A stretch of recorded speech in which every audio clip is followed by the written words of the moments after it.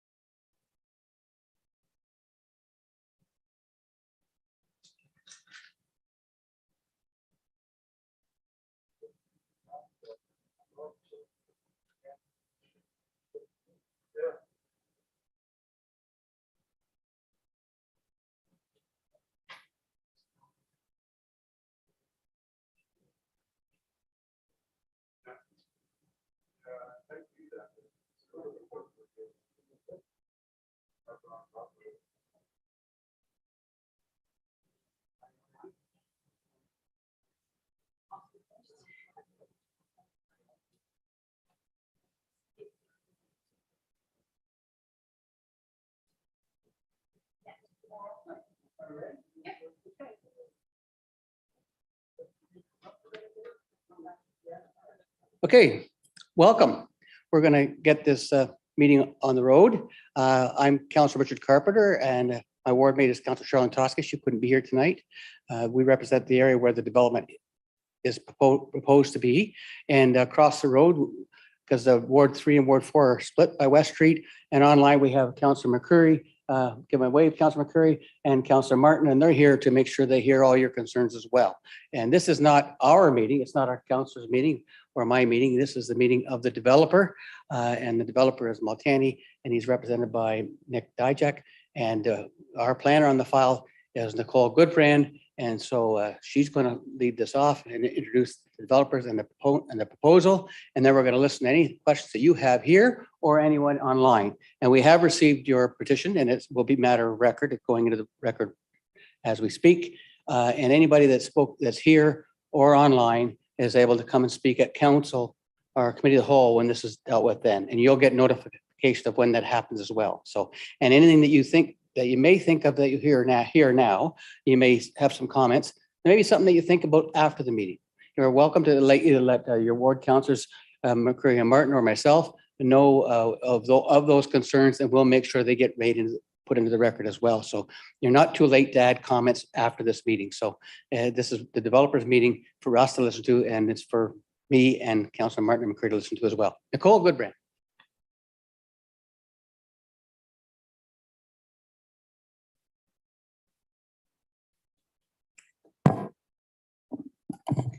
Thank you, Councillor Carpenter. I'll just get Norris, if you could put up my presentation.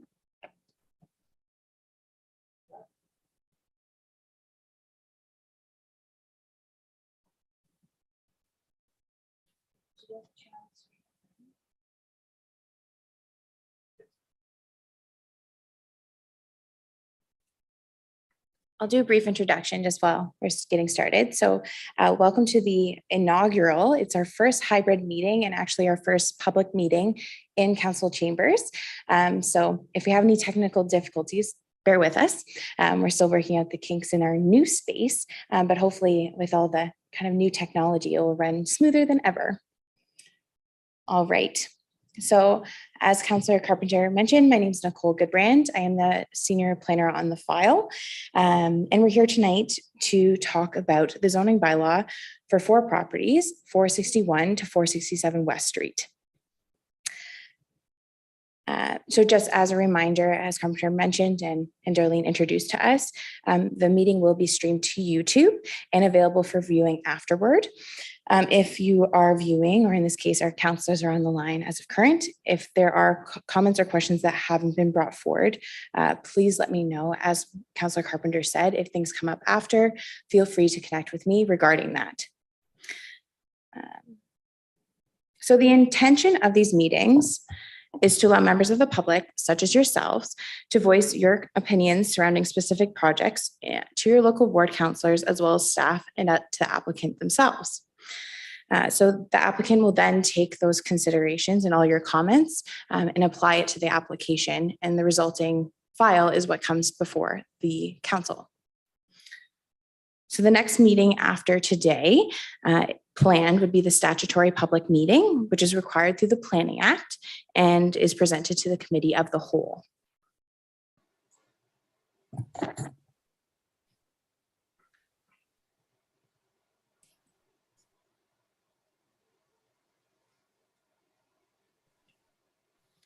So just to briefly go over, obviously planning staff talks first as I'm up here now, but after my presentation, we'll hear from the applicant themselves or through their agent. And then any kind of questions you have, we can field those after we've heard from both presentations, just to make sure if we cover anything based on your questions, you have it there. To note with the space, if you're in council chambers before me, we have these two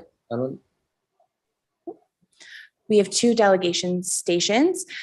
So we would ask if you are here in person, when it comes to that point, if you have questions, we'll just get you to come up and press the little button to make it go red so that everyone, including those who are online, can hear the questions. That makes sense. And I'll go over it again when we get to that point.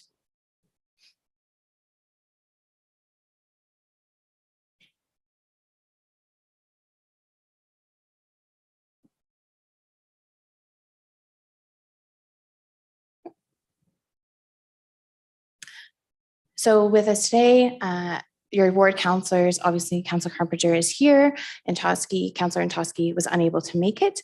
And as far as additional councillors, Councillor Martin and McCurry, as Councillor Carpenter mentioned, are also here virtually today.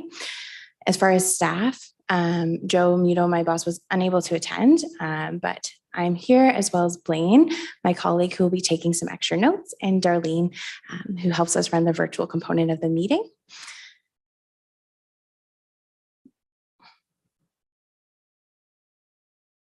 So we'll get here. So as I'm sure you're all aware, the subject lands are located on the east side of West Street, so on the south side of Moore Ave. The applicants are proposing to amend the R4A, or residential 4A zoning, to RHD, or high density residential, to permit a maximum of 126 apartment units in a 7-story building, requiring multiple site-specific amendments. To facilitate this proposal, a zoning bylaw amendment is required through the Planning Act. The official plan is a framework of goals and objectives of the city that provides land use designations and policies which will guide future development. The subject lands are designated as intensification corridor in the official plan. And just to note, that official plan came into place in 2021. This designation permits low-rise, mid-rise, and high-rise residential buildings as long as they meet certain criteria, which are also outlined in the official plan.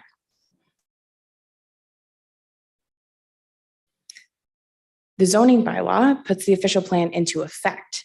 It states how land may be used, where buildings and other structures can be located, and the types of buildings that are permitted, and how they may be used. It also regulates the lot sizes and dimensions, parking requirements, building heights, and setbacks from the street. So in this case, the property is currently zoned R4A, which permits fourplex dwellings, block townhouses, street townhouses, retirement homes, as well as other uses. The applicant is proposing the RHD zone with site-specific permissions, which typically without the site-specific permissions permits uses such as an apartment dwelling, a retirement home, nursing homes, and additional other uses. On the slide, and hopefully it's not too small, is the proposed versus the RHD zoning. So those are the provisions outlined for that zone typically, and then what is specifically being requested outside of what the provision is. So just to note, those aren't exclusive. That isn't all the provisions, but just those that they're asking for relief from. All right. I'll leave it there. I'm going to pass it now to Nick Dijak, who represents the applicant, and then I can follow up with any further information. And just to note, my email is on there if you don't already have it, just on the slide there before you. All right. Nick, if you're ready. I am. Okay, we'll put your presentation up now. Thank you, Nicole. So as Cole mentioned, my name is Nick Dijak. I am a planning consultant with Strict Baldinelli Moniz. It's a planning and engineering firm out of London and Kitchener. We've been retained by the landowner, Multani Homes, to submit an application for zoning bylaw amendment and site plan approval. And one thing I did want to mention right off the bat is again, why are we coming in with the zoning bylaw amendment? The Planning Act governs the tools for all municipalities to provide these planning applications to control how we dictate land use in our cities. There's also provincial legislation and statements and smart growth plan, all these kind of policy framework that allows the city to create. Nick, if you can excuse me, I'm sorry to interrupt. We were just having a little difficulty hearing. If you could turn your mic up or. And we'll Speak slower. Or okay. Sorry to interrupt. Thank you. That is fine. I'll try and speak louder. I don't think I'm interrupting anyone here in the office anymore. So did you want me to start from the scratch, or was that just quiet? Yes, if you could start from the beginning, that would be helpful. Okay.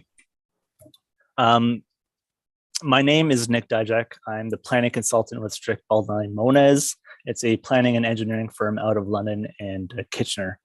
We've been retained by the landowner, Multani Homes, to submit an application for zoning bylaw as well as site plan approval. And I just did want to touch base on why we're coming with these applications.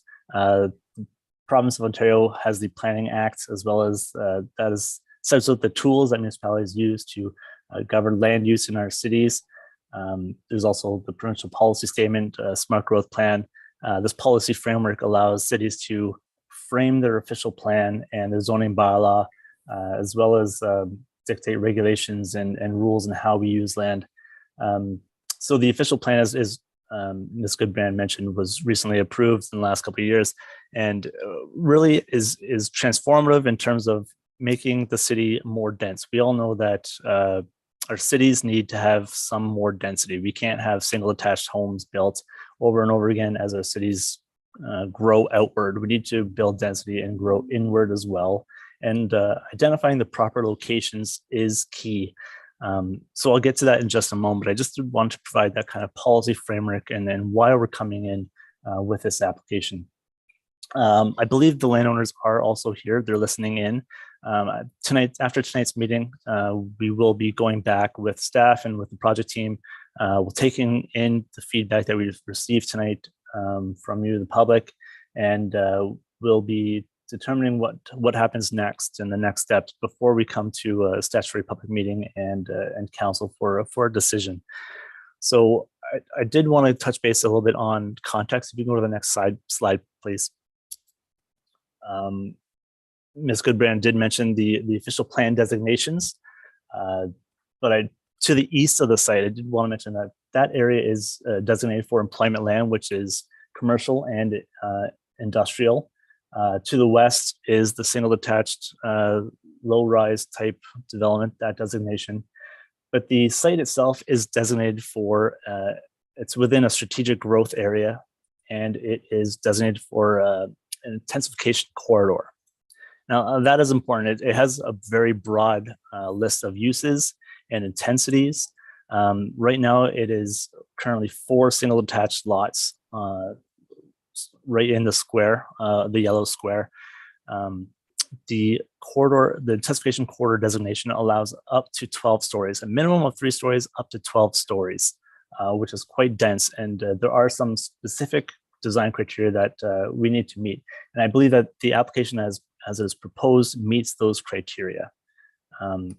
One of those is context in terms of location and how it fits with the site. Fit is a very loose word and kind of describing compatibility with the existing development and surrounding area and what that area is going to be in the next 10, 20, 50 years.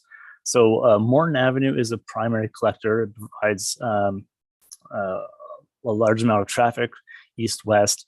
We have the public school, I think it's Prince Charles, if I'm not mistaken, within 400, 500 meters to the west, and provides access to the east to the Highway 403 through Van Gresky Parkway. West Street is a large arterial roadway, is designated for high density. And one of the things that I did also want to mention is there's also transit in this area, two transit routes that provide connectivity between Linden Park Mall and downtown, and uses West Street through there. So those are some of the criteria that the official plan looks for in terms of creating sites that are appropriate for higher density uses. So we have a park within walking distance, we have the school within walking distance, transit use, access to higher arterial roadways and the freeway, and proximity to employment land uses. So people living in this area can live and work and shop and play all within a reasonable distance from where they are.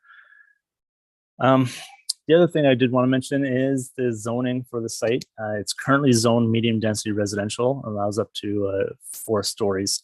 What the application comes into and requests is an increase to 7 stories. So not the full 12 stories, which could be permitted, but 7 stories. And that's partly due to design and how we can how can I say this? Find an appropriate use, an appropriate intensification for the site and the adjacent site. So directly south of us is a townhousing complex, which is about 3 stories in height. And in terms of fit, I think 7 stories approximate to a 3-story townhouse is a reasonable transition. We have West Street and Morton Avenue that provides additional separation from the more sensitive and lower intensity uses. So I think that one of our rationales and the reports that we provided was the transition of use. And I did want to mention that other thing. There's a number of reports that were created with this application that supported the increase of intensity.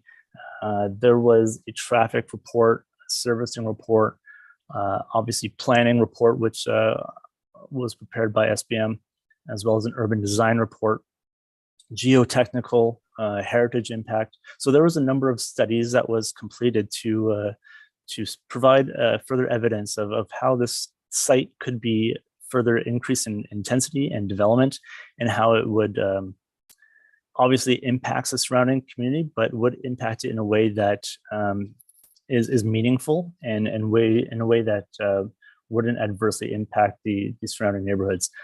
So one of the big items I know will come up is traffic and parking in the area.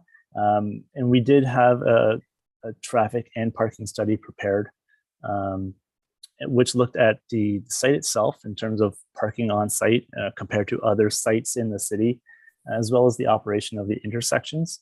And we know Morton Avenue and West Street are busy arterial roadways. We know the intersections are busy, and that's part of the reality. As our cities increase in intensity and use, I don't foresee these roads ever decreasing in busyness.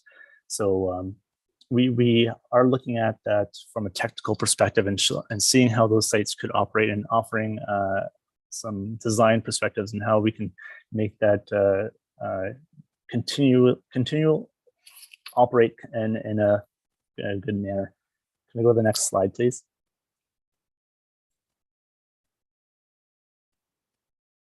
So this illustration is the site plan. This was designed by NG Architecture, as well as the building. They did the building and the site plan.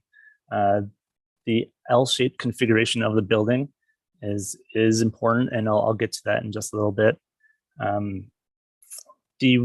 So the building itself will be one level of underground parking, one level of ground level parking, 6 stories of residential above, and that residential component will be 126 units of 1 and 2 bedroom dwellings, which is approximately 2-to-1 ratio for the bedroom units. A new access would be created off Morton Avenue, which would be further east from the intersection, and that's to allow for a better use and operation of that intersection during peak hours. We try to keep that access as far away from that intersection as possible. And the other thing was 4 entrances to the driveways would be removed from West Street. So that creates more of a continuous walking path, sidewalk along that busy street.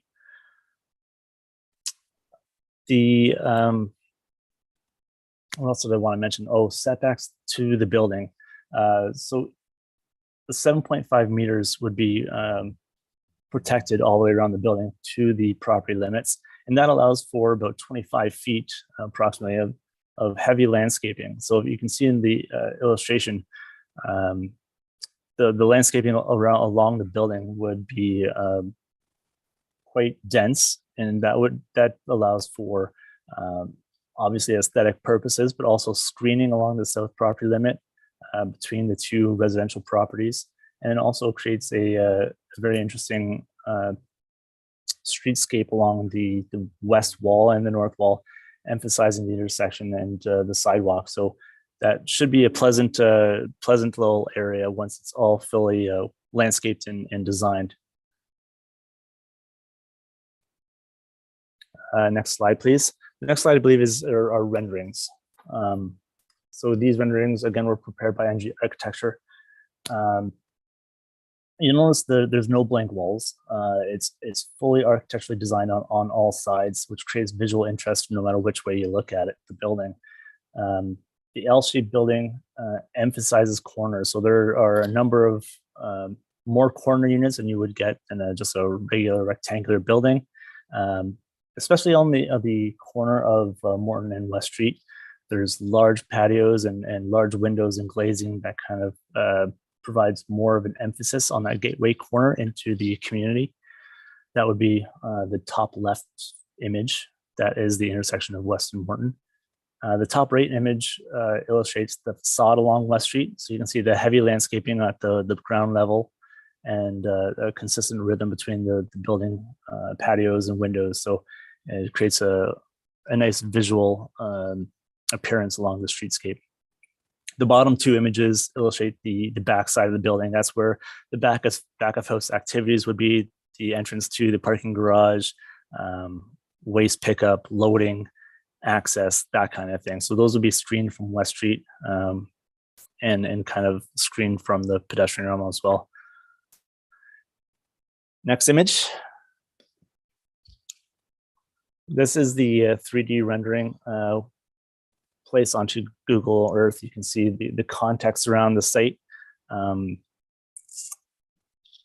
What do I want to say about this one? I think that this kind of emphasizes the fit with the community, the setbacks from Morton Avenue and West Street in terms of providing what they call an angular plane across from sensitive land uses. Typically, you have about a 45-degree angular plane from low-rise apartments or low-rise residential, such as single-family homes, and we clearly meet that regulation of that policy or that guideline, however you want to refer to that. As I mentioned before, the L-shaped building design is important, and if you go to the next slide, please. Sun shadow impacts were considered in the design. This image here is just for the March 21st date. And this is kind of a representing of the shoulder period. So this is like the majority of time that you're outside enjoying your backyard, your private amenity areas. The shadow, as you can see, as it goes throughout the day, is mainly on the road. It doesn't really impact people's backyards.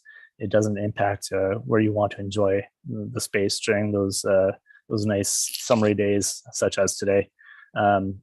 In the summer months specifically, when it's the hottest, it would be even better than this image. It would be closer to the building as the sun is more upright above the building.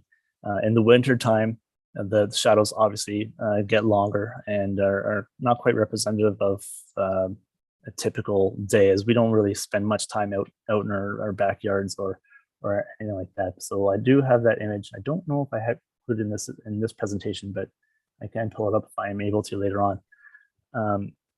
And I think that kind of wraps up my presentation in terms of the building design. I'm really interested to see what the residents think of the design. And if you have any further questions on what's going to be built or how it's going to impact yourselves, like please ask as many questions as possible. I recommend it. I'll try to answer any questions that I can. But again, we're mainly here to hear your feedback, and we'll take everything you say away, and we'll contemplate how we can accommodate or how we can improve the application before we go for final approval. I think that's it, Nicole. Thank you.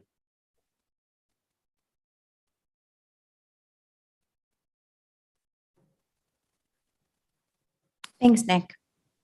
All right, so let's have the presentation taken down for now, so we can see all the faces. All right, so we've now entered the question and answer component of the evening.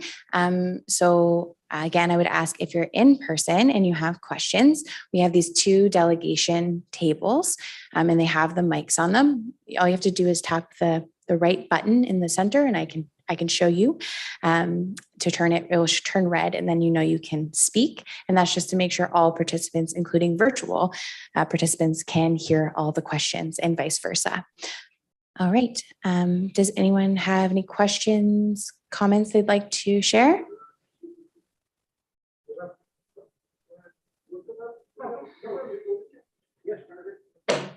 All right. I'll just ask that you introduce yourself before you start speaking, and then we'll go from there. I'll try. Oh, yeah. Whatever. Okay. Nico, it's Gilberto Thornton. I said the petition. Whatever was said doesn't mean nothing to me. I think as he mentioned that this fits with the neighborhood. And I have 162 petition. Nobody likes it. So I think the radius that we got it's about 150 meters and no more than that. At least more than 1/5 of the people, we didn't get them home because you people sent the letter only 3 weeks ahead. If by the time you prepared and the weekend went by, people were away. Okay. And I don't see why you received that thing back in December and you people sent a letter 3 weeks ahead. But that's a different story. Okay. Anyway, going back to the point, as Mr. I couldn't understand too much about it, and I was surprised that we couldn't see his face. The way he said that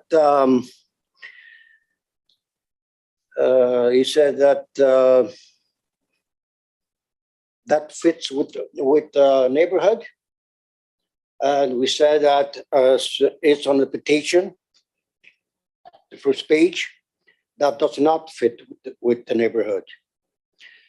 But if we go back one step, the thing that I present to the visitors and is that we have the zoning, the height of the building, the reduction of parking, the reduction of setback, and the traffic. That's the main problem we have there. Okay, we go back, as I said on the paper I sent you, zoning.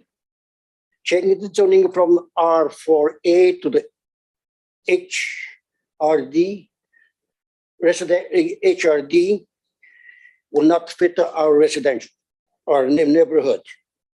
That does not have any structure, that does not have any structure higher than 3-story.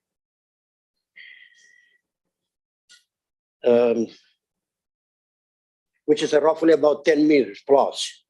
This building is 7 stories high. It goes up 24 meters. That's almost 250% higher than whatever it is. Reduction of parking. This is a nice one. The bylaw says 1.5.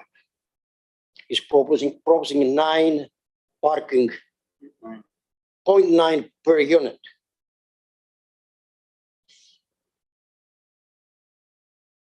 And not only that, Mr. Martin, you can take it as is. Why is he proposing 9? Why reduce from 1.5 to 9? If it's 0.9, what happens to other people that they have cars? Today, most of the people have 2 cars. I had, even though it's affordable housing on the 163 market, I had a problem with the parking. Wife and husband both has a car, and they need 2 parking. This is 126 apartment. He's proposing 116 parking. Where do the parking parks? On our street. That impacts. Your house. Yes, maybe on my driveway. Maybe on my driveway too. Maybe on my driveway also. I'm sorry about that. And besides that, if they cannot find the parking, what happens? People rotating around the street until they find the parking. Rotating until you find one. Okay? That doesn't make any sense. And then also another one, if someone of you doesn't know, I'd like to ask Mr. Or wherever it is they presented, why is builder charges $100 of parking and the other place he built it? So nobody pays $100 and everybody parks on the street. Okay? Now, if it's 126 apartment, if there is enough parking, even at least 1 per apartment, that would be not too bad. And then some for visitors. But this is 0.9. It's about 60% of what it's supposed to be. No. Setback. I don't agree. We don't agree, no me. We, 162 people, doesn't agree with the setback. If the setback is setback, I've built a few things here in Brantford. I built out Ottawa, before it used to be Ottawa, Nepean, Canada. I built each one of those things, I built it. Always stay with the setback. And then we want that the setback does not change. Regarding the traffic, West Street, everybody knows West Street. Okay, I'm living on West Street for the last 3 years now. I used to live up 438, and then I bought 476, and then I built the 103 Martin. So I know what the traffic there is. It's a mess. Accident. In fact, it was one 2 days ago, right in front of Margaret. Okay? So West Street is the main corridor that connects west to the east of the city.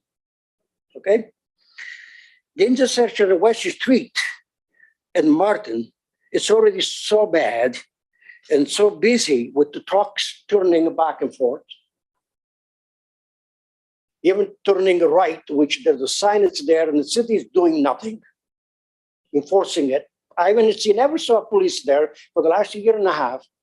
And yesterday morning was 3 big trucks coming there, not because the 403 was closed, no figure, because they came down from east, west, on West Street, and turn right.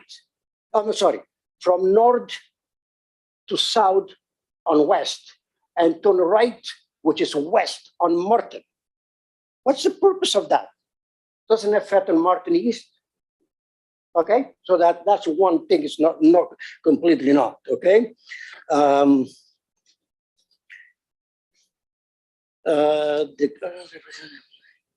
And then especially with this 126 apartment, that would be more increasing. Would be more parking involved in that. In fact, I called yesterday and I find out that on the corner of Martin and the West, there is 21,400 cars daily. That number was given to me by Melissa Lachance at extension 5182. Okay, that is enough car driving by there a day.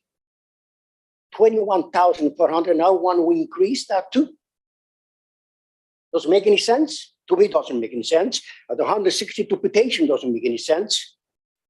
For the builder and this planner makes sense. It's okay, but it's not okay for us. So regardless where it is, before we do more on this, okay, and I believe this project shall be not approved. We want more answer. On the paper you sent me, I didn't see that until I saw the picture. In the paper you sent me, and you sent me that paper, it doesn't tell me much. All the people said, how does it look like? And I said, you should have called the city, and the ask was where this civil drawing. So I don't have it, I couldn't tell you. The first time I saw before. Okay? So to me, this is an appealing, does not fit in our neighborhood, and it doesn't make any sense to what he said for this and for that.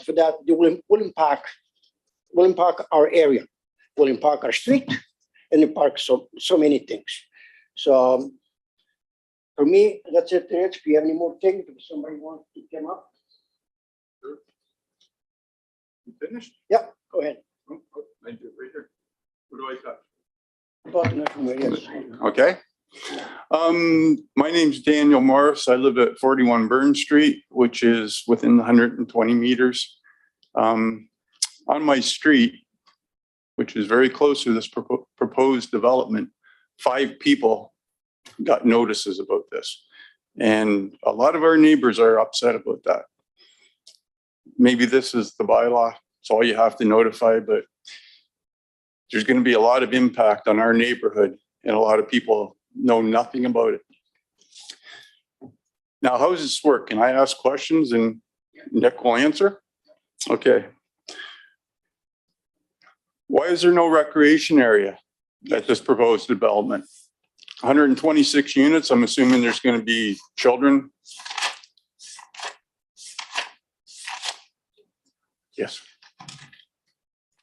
Nick, if you have any response for that, just let us know also if you're having any issues hearing. Sure. No, I was waiting for the list of questions before I respond. Oh, sorry. So I can respond to them one at a time if that's recommended. So that is something that we're looking at. The request was to go from 0. That is an amenity area requirement that's 9 meters per unit, which we can meet on the site. There's plenty of space that we can provide amenity space.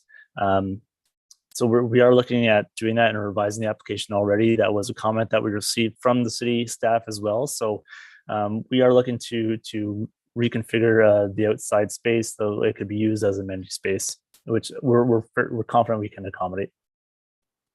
From the drawings and the design you showed us, where would you put that?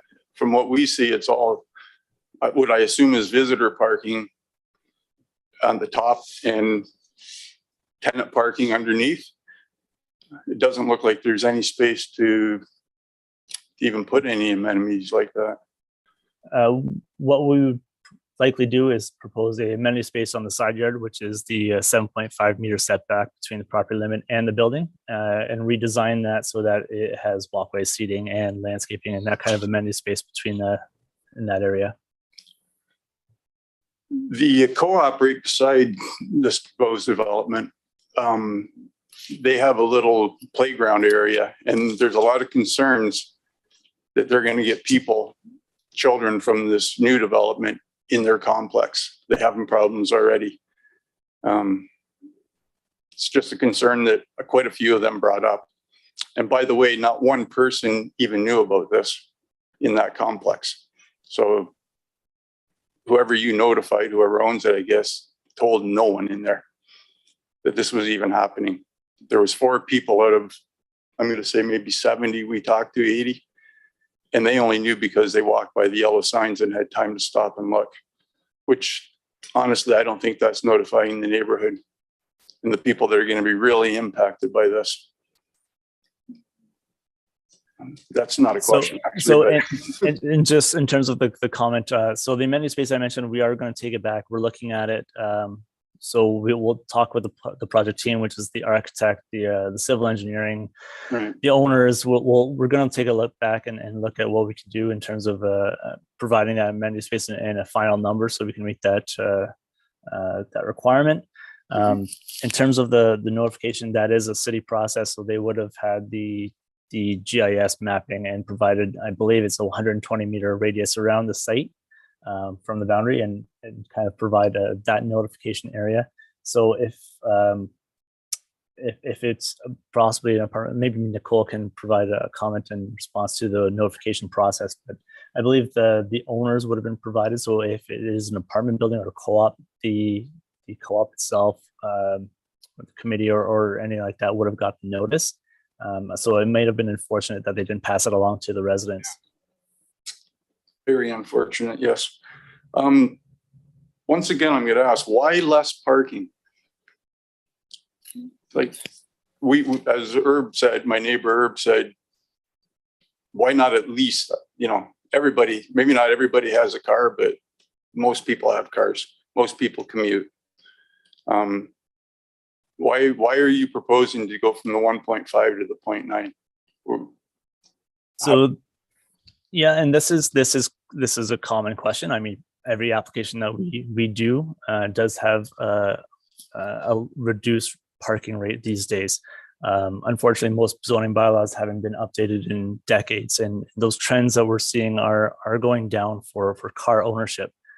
Just anecdotally, myself, I didn't own a car and rented for 10 years, so I was almost 30 years old before I rented a car, and I lived with another person. So there's 2 people, myself, my wife, and we didn't have a car. So it is doable. It is seen.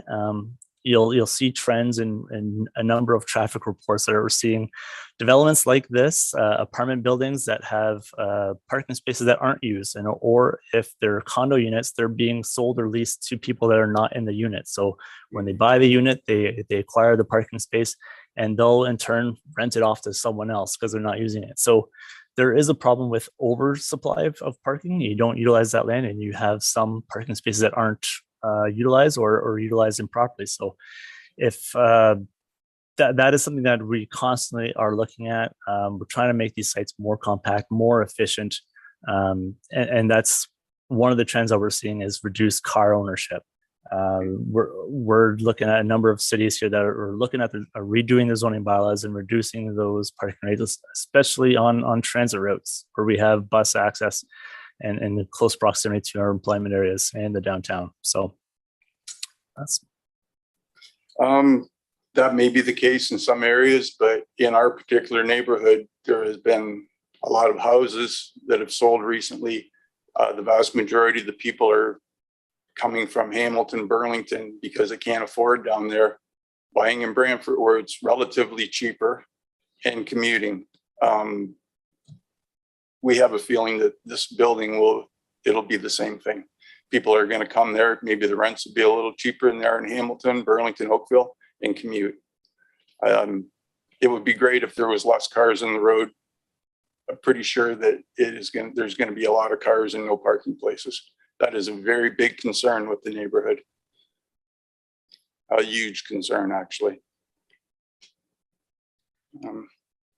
Yeah, and Sorry, go ahead.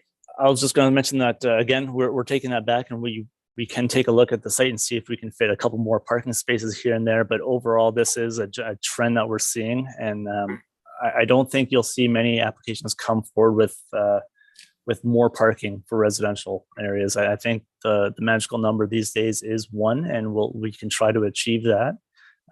But we don't want to have empty parking spaces as well. So you're maybe going to amend it to put in amenities and also amend to get more parking places. That's not a huge lot there. It's a lot of building you're proposing on that lot.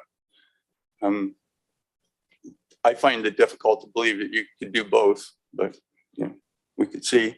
Those are both truck roads, as you mentioned. It's a very, very busy area with industry behind it that's going to be developed. There's a lot of vacant land, and as far as I know, the city's planning on developing that land for industry, commercial properties, which is going to add just more heavy traffic to that area. 126 units is a lot of people, a lot of cars, a lot of children potentially. There's already 63 children in that co-op that unfortunately have to play in them streets a little bit. What you're proposing is really gonna overpower that neighborhood. And there's not much you can do about that. That is always going to be a truck route and an industrial area. We think that you're proposing way too much volume. 3 or 4 stories would be plenty. And that is the consensus of everyone we talked to, the 160 some odd people that signed this petition. And of everyone we talked to, only 4 refused to. So the consensus is this is bad for our neighborhood. I appreciate the feedback. And like I mentioned in my presentation, this area is identified as an intensification corridor. You will see more intensive uses coming forward on a number of sites, and that is the trend in where we're going. We want to build up, we want to build dense, we want to utilize our infrastructure that's already there, utilize those arterial roads that are designed for heavy traffic. Some arterial roads are operating well within capacity. So I know this one seems busy. We're respecting the traffic consultant that we've retained to do the work to provide technical and advisory in the report. So we're following their recommendations, and we're working with staff as well to ensure those recommendations are correct. And we're envisioning a long-term residential neighborhood here. We're not looking at today, we're looking at in the future as well. So it's got to be comprehensive and as well as visionary at the same time. Us people that already reside there are looking into the future too, and no one is against development. We need more places for people, that we agree with that. But it's too much. It's going to overpower our neighborhood. The 3D views you showed us, I think, are a little, what's the word, ingenious. Maybe if you really look at that, 7 stories is going to tower above that neighborhood. I mean, really tower above it. It's more than twice as big as any other building. The co-op is the biggest buildings in the neighborhood now at 3 stories. All the other ones are 2.5 maximum.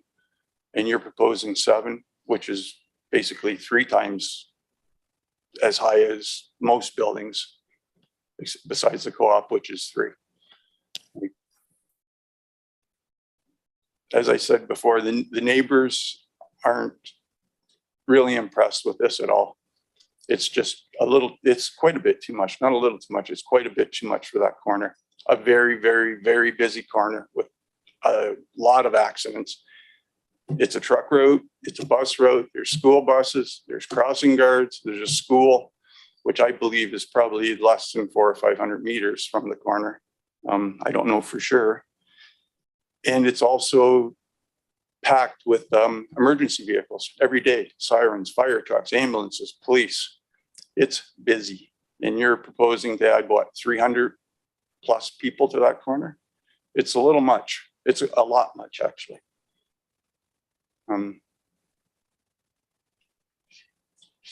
What?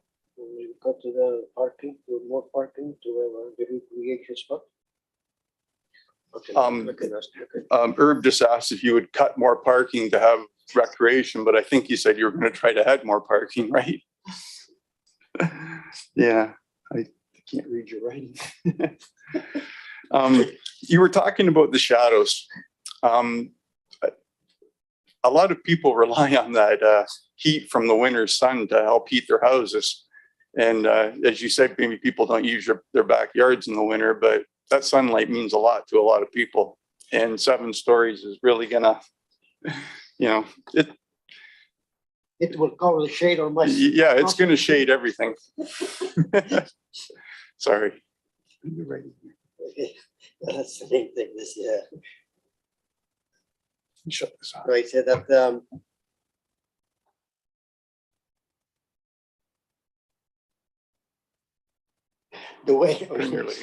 the way I said, I had this building on Market Street, and I had that for 4 years, and every year I saw more cars. So how can be the parking space is more efficiency on what? There's maybe 1 foot short car. Yes, I can see that, but to be more cars there than whatever was 5 years ago.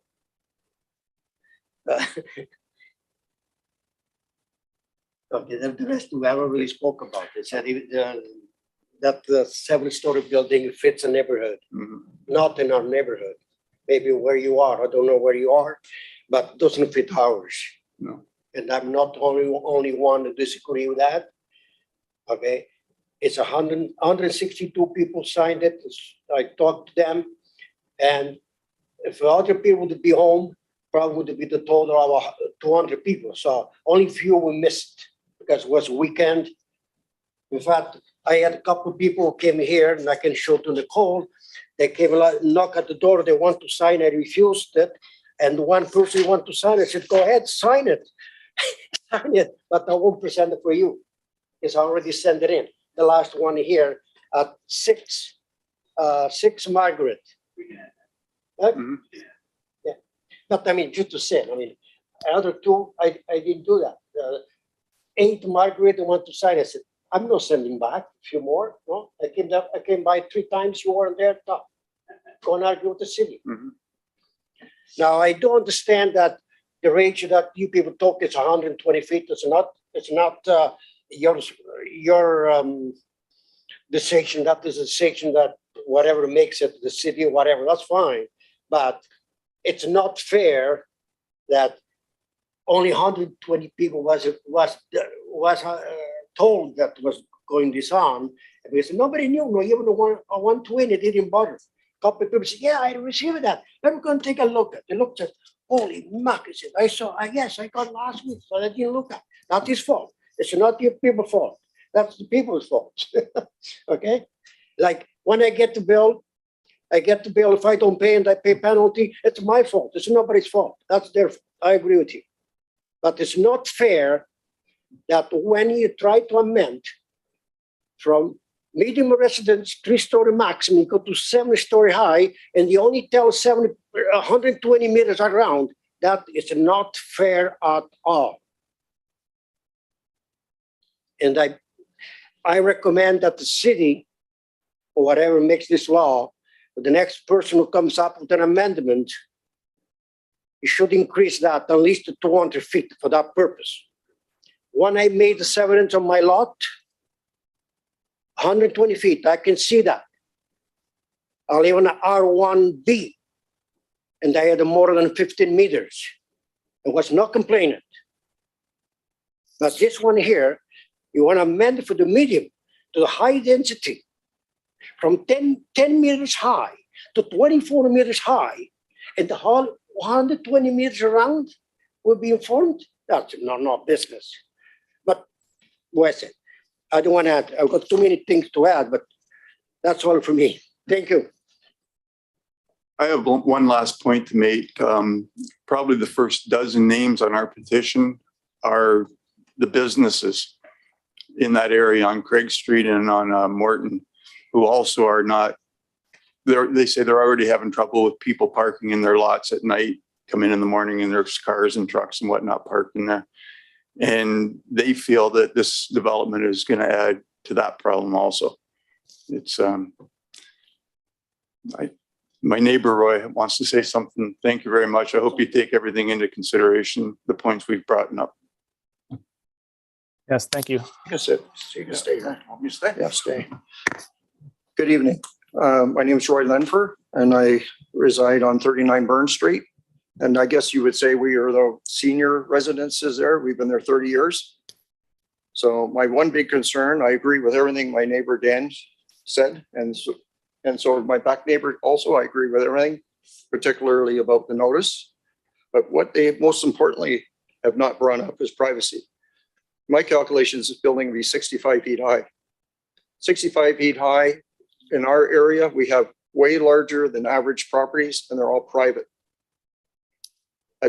I lived in a building prior to this on the 4th floor, and I could see from, you wouldn't believe how far you can see on the 4th level. If you put a 7-story building on here, none of us are going to have privacy at all. None of us. Like I said, this was our retirement home that we were going to live in. We downsized, went to the smaller home, flat ranch, huge property. So privacy is not run up. That's a big issue. Good point. Right? Good point. Okay.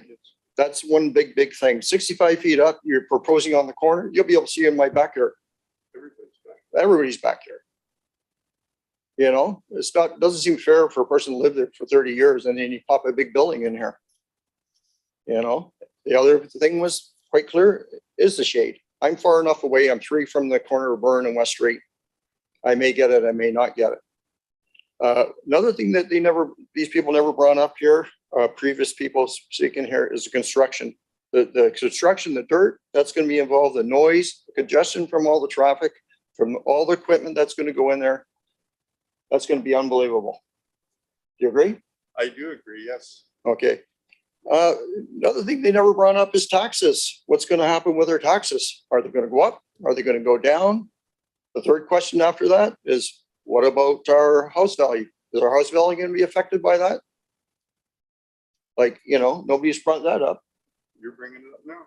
Is our house value going to go plummet? What type of people are going to be in this housing? It's going to be high income or is it going to be low income? What about crime? We've had recent break-ins in our neighborhood now. We all have to have fences, and do we not? We do, yes. And I've had break-in my house. Neighbor across the street had a break down the street. So these are all kind of concerns. Another concern my wife brought up is kids in the school, their safety. I've been living there, like I said, 30 years. I'll be quite blunt with you. 80 kilometers an hour down that road is at an average is not unheard of. I've seen people going down there 100. If you try to turn out and Burn on left, it's impossible some days. Just to give you an example, a couple of days ago, we had that bridge collapse or the traffic down that road. We tried to turn left, go down to Zares. I thought, oh my God, I couldn't get out. I had to turn right. I had to go down Morton, where my other neighbor, turn around, go to the lights and go back. So if you want to get out, you have to sometimes go down around the block, go down Morton to do a safe left turn. Since I've been there, I can't tell you how many collisions have been on that particular corner. My neighbor across the street, which is deceased now, used to be a crossing guard. We talked, he was over my house every day. The horror stories that he told me that what's going on the highway. One time a car came through that intersection, ricocheted on another car, hit the fence on the corner of Burn Street. That'd be your next door neighbor. Right. Went through the fence and ricocheted off their fireplace and took bricks out of the wall. And that's again, because nobody is monitoring the speed situation on that street. It's very dangerous. It's like a two-lane highway. So when you're going to add all this other traffic and all these other people, and I heard the assumption that you're not going to have that many cars, that's really BS because, you know, every nowadays, if I have a car and I'm working, I'm not now, but I'm retired. But if you have a husband and wife, they usually have separate jobs. They have separate cars. You know, not everybody has the opportunity to get on a bus.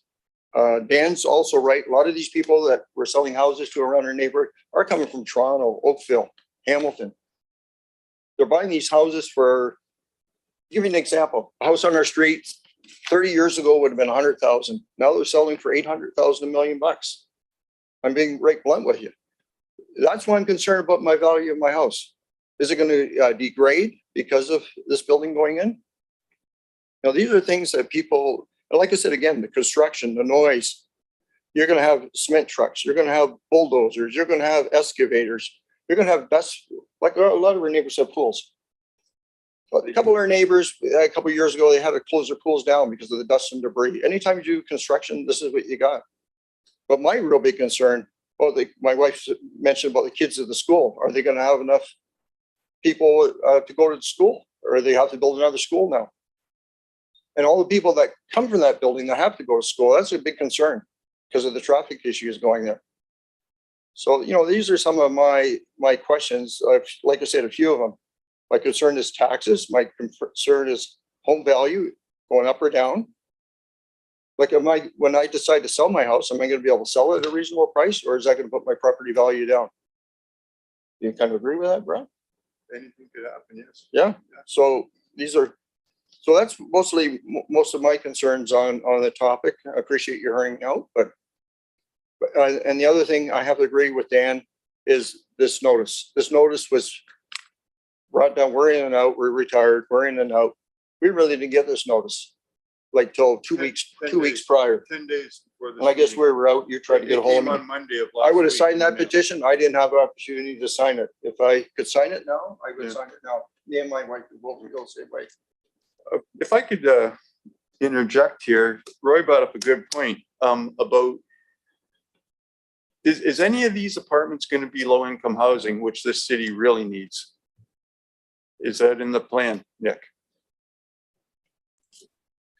At the moment, the units would be at market value. Okay. So you're right that we do need housing and apartments, but you're not doing anything. This developer's not doing anything to help that situation the city's in. And I really do believe that we're going to get people from Hamilton coming this way. Our neighbor, they couldn't afford anything in Hamilton, and he works at Toyota, and his wife has a good job, and they had to come to Brantford and commute because this is what's going on, as I'm sure you well know, in this province and everywhere in this country, most places in this country. Is there no bylaw that a certain amount of apartments have to be geared to income or low income in a new development? There's nothing like that? Okay, that's a shame, really. That's all I wanted to ask, if there was going to be any, anything to help the people that really need housing in the city.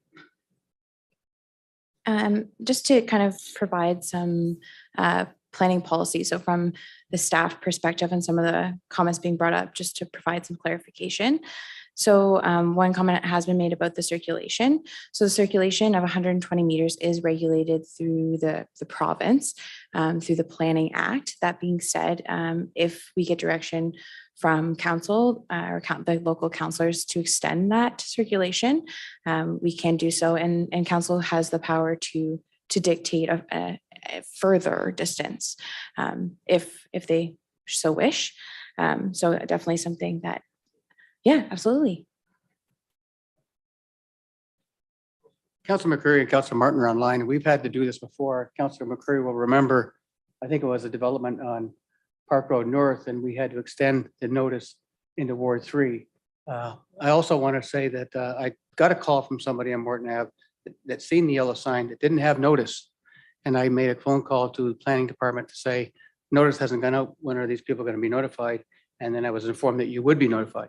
So that's a concern. But the concern I also have was with the co-op, the owner of the co-op not making sure that those letters went to everybody's mailbox. Everybody there has an address.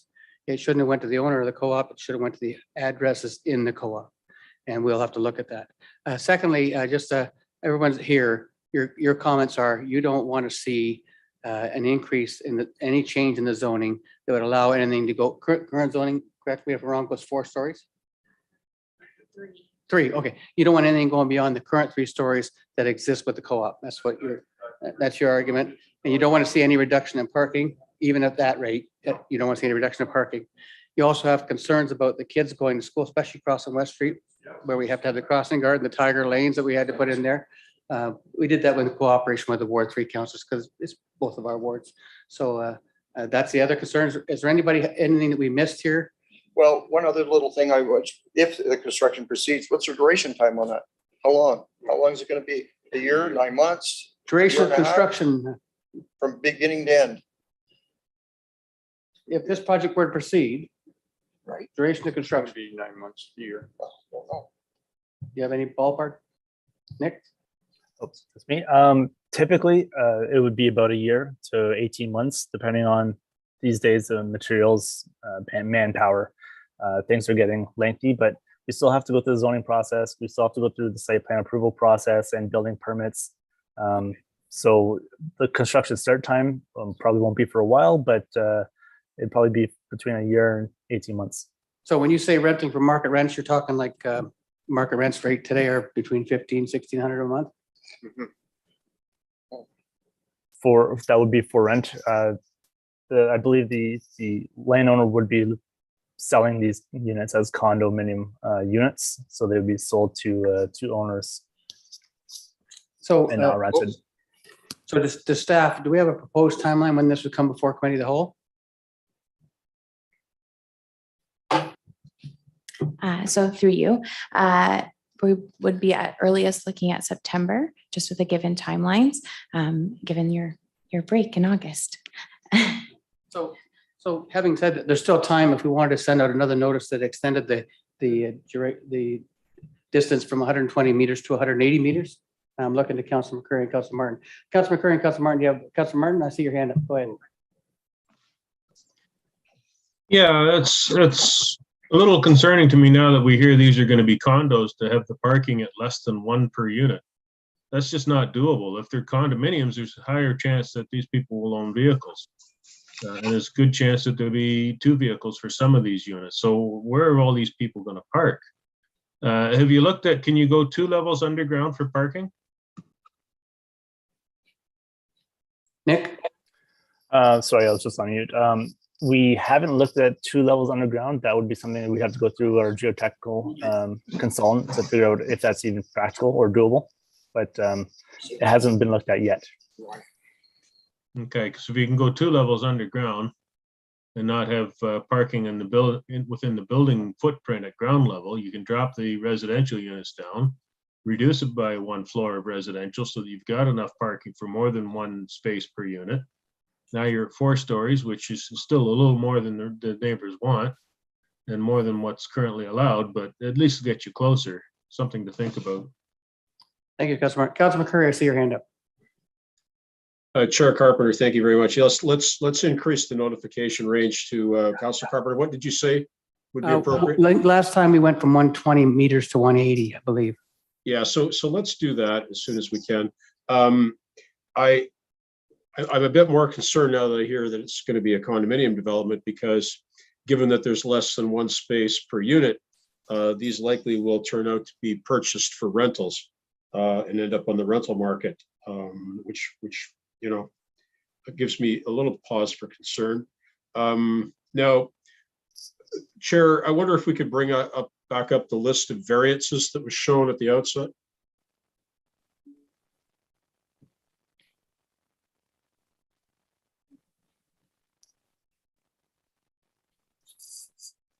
No, I said ask if you bring up my presentation, staff presentation.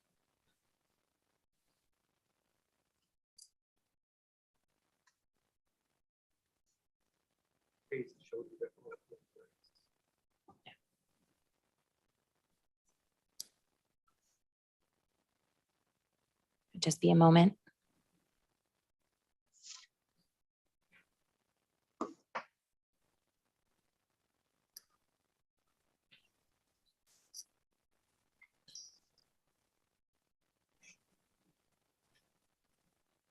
Okay, thank you very much for that. So for the benefit of the neighbors, can we explain why we've caved on every single one of these requirements?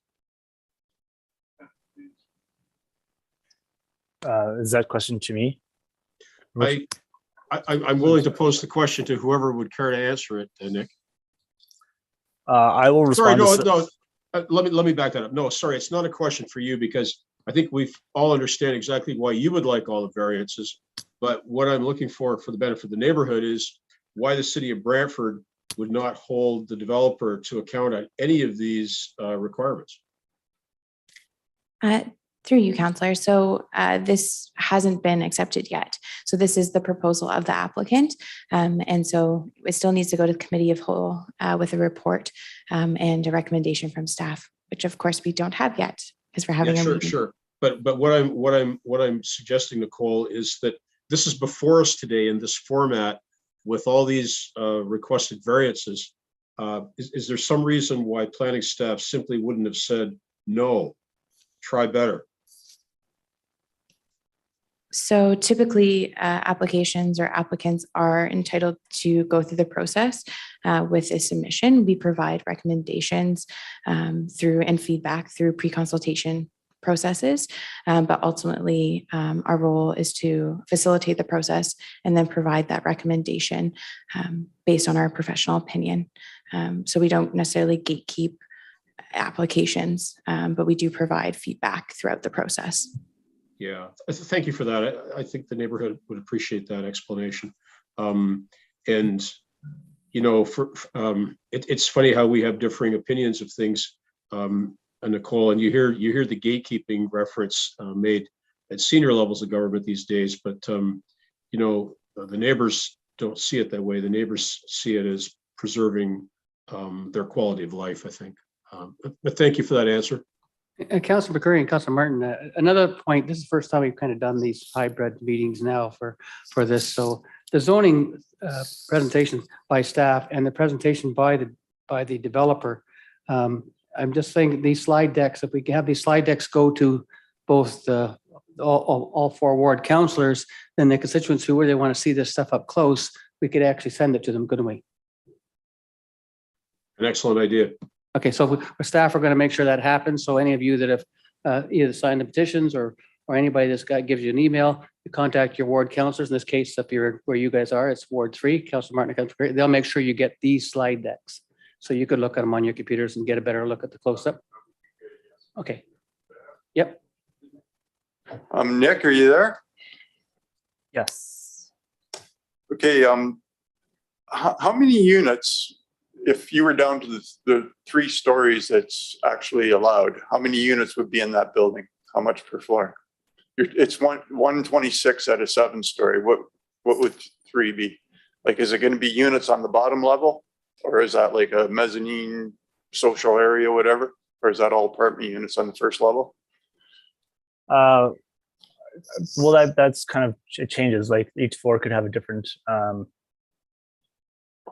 number of units depending on how the layout is and where mechanical rooms are and elevators. So right. I would say on this site, I'd guess about 20. There's 6 floors of residential and 126, so maybe 21 units per floor is what we're at right now. So you're looking at like 60 units on three floors? Sure, it's 63, yeah. 63, which would pretty much put you at 1.5 with the parking, right? What's the parking you're proposing, 116? So you're kind of close there, right? Sure, yeah, and I just do want to mention that, like, the intent is to maximize the site. Obviously, housing is in need, and it's been mentioned a couple of times. We do have people coming from the GTA and moving outward into these other communities, and as far out as I've heard people going to Windsor and still working in Toronto. But a case in point is this meeting we're having today. A lot of these people are working remotely, which does allow some flexibility in living elsewhere and not having to commute. Some of my colleagues are still working from home since this whole COVID thing started. So it's been almost 3 years now and working remotely. So it is possible. And I mean, working from home now is almost reality. I don't think we're going to go back to purely in-person meetings anymore. I think this virtual reality is the new way to go. So I don't quite agree that parking is going to get worse. I see 1 parking space per unit work. Many different types of municipalities, small and large, Larger cities are going less than one, but more municipalities are using one as the magic number for now. And we're seeing those trends go down for the last 5-10 years. It's consistently going down and down.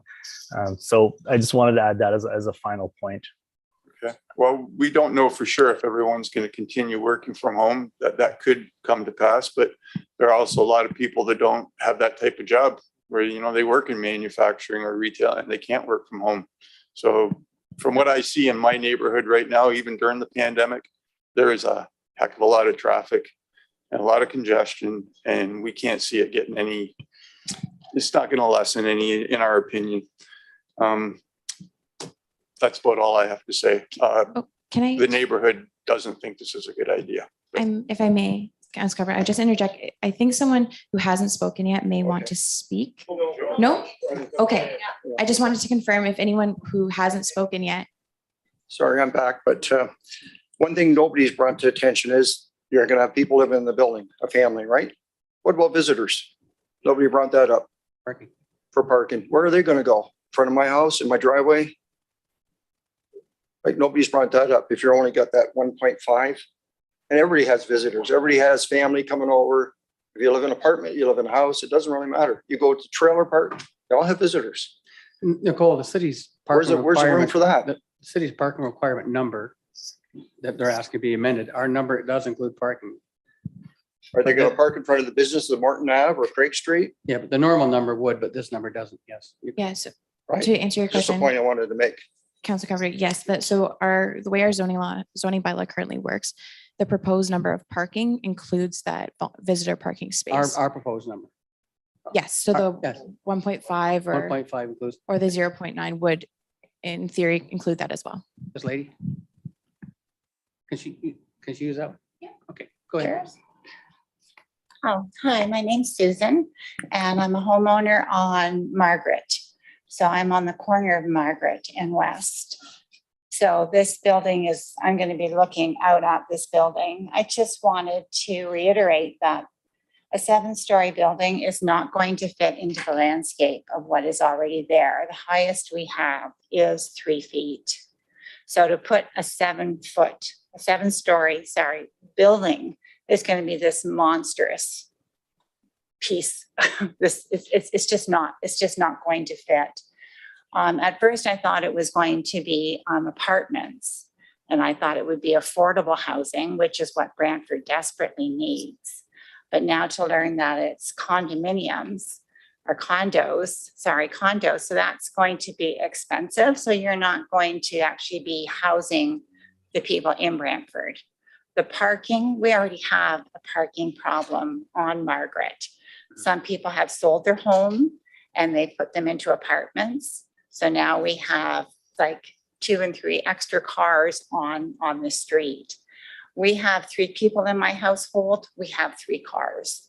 I'm an essential worker. I can't work from home. I need my vehicle to get back and forth to work. So to say that that's the trend, as it's been brought up, there are a lot of people who have to leave to go to work and have multiple cars. So I'm totally against this for so many reasons.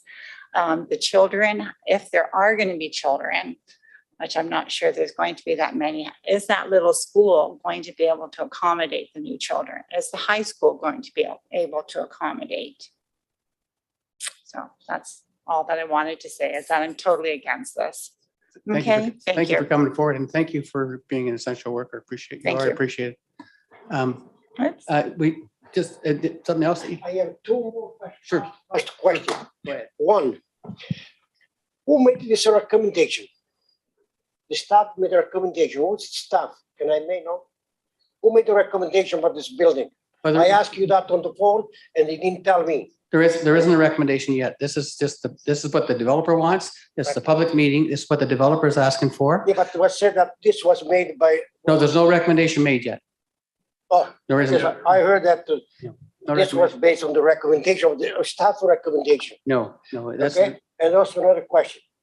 I own 476 West and 3 Martin.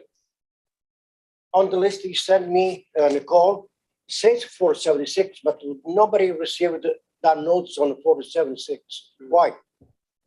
If I may know. I own 476 straight under my name and 3 Martin on both names, myself and my wife. We received the one at 3 Martin. My tenant did not receive anything on his mailbox for 476 West. According to my rules, if I'm paying tax, you know where to send the bill. Do you people? And why did you not receive one for 476? Do you think I can do less paying tax this year? Okay, It's not- it's been noted that you didn't get, that's fine. And we know we had a problem not getting them to all the units at the co-op as well. So that's been noted as well. So keep in mind, this is the developers meeting. And as a counselors, Councilor McCurry and Councilor Martin and myself are here to hear what the neighborhood has to say. And so everything you've said has been recorded and written down and will form a report. And that helps influence whatever the recommendation might be. But Councilor McCurry and I and Martin have agreed that we would like to see the circulation expanded and go back out because people missed it. And I think that's fair. I think Councilor McCurry will correct me Councilor Martin, correct me if I'm speaking out of turn, but there's an error made that not enough people were notified. In fact, I remember getting a call from a gentleman who owns a business on Morton Ave saying, when will they be notified? And I called City Hall to find out why they weren't notified yet when the yellow signs were up. I guess I was ahead of the game. But anyways, people didn't get notified. Some didn't, and we're going to expand that notification. Anything that you think of, and we're going to make sure that if you want a copy of these reports, contact your ward councilors with your email, and they'll send them to you if you want, or they can arrange to have them printed and sent to you if you don't have access to have an email sent to you. Okay, and that way you'll have the copies of it. Just to be clear, this won't even come to council till September if it comes there at all. So this is just experimenting with what you think from the developer's perspective. As a council's perspective, our job is to make sure you're heard and listened to, and that's what we're doing. So if you think of something between now and then, hopefully you've all signed in so we can make sure you get copies of everything, and that's great. And we've got the people on the petition list, so we can make sure they get notified now because they're on the list. So we'll make that note that all those people in that petition, they will get notified of any information that comes forward as well. Okay, so is there anything else that I've missed that we? Okay, thank you for coming. It's not easy coming and it's not easy standing and speaking in front of the cameras and in front of everybody. That's not an easy job. As councilors, we're used to it, but you're not. So I appreciate you very much for coming forward and speaking the way you have, as honestly and openly as you can about your neighborhood and your community. Anything else, Nick, Dan, Greg, do you want to say anything?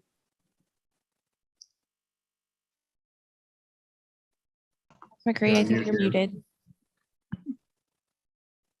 Turn that mute button. Chair, thank you very much. I'm going to say goodbye. We've got my sister-in-law here, and it's her last night before she flies out. And thanks everybody for coming, and we'll see you again when this comes back before us the next time. Councilor Martin, would you like to say anything? Yeah, a lot of times these meetings, we have a staff recommendation when we make these meetings. This is one where we don't have a recommendation from staff yet. So it's quite possible that staff would recommend that this not go forward the way it is. And with what's been heard here tonight, I'm pretty sure that that would be the recommendation from staff. So I think this developer is going to take this away and make some changes to try and address some of the issues that were raised here tonight. So when this comes back, I suspect it'll look a little bit different, maybe a lot different. And hopefully it'll be something that the neighborhood could accept a little better than what's here tonight. Okay. I'm sorry if I misunderstood because I'm old and deaf, but I'm quite sure I heard this recommendation wasn't made by the staff. It was a staff recommendation. But the way I said, I'm too old and deaf, so I'm sorry. Staff could clarify. Yes, there is no recommendation from staff. No, staff did clarify. Thank you, Councilor Martin, for showing up. Thank you for showing up. And I think we'll end the meeting here. And it doesn't end any discussion. You can always contact myself, Councilor Martin, Councilor McCurry, Councilor Antosky, any concerns that you have, any neighbors that you're talking to that weren't aware of it, they can still ask us questions and put forward their concerns. Okay, so you've been heard so far and you will continue to be heard. Thank you. We're all going to get old and deaf.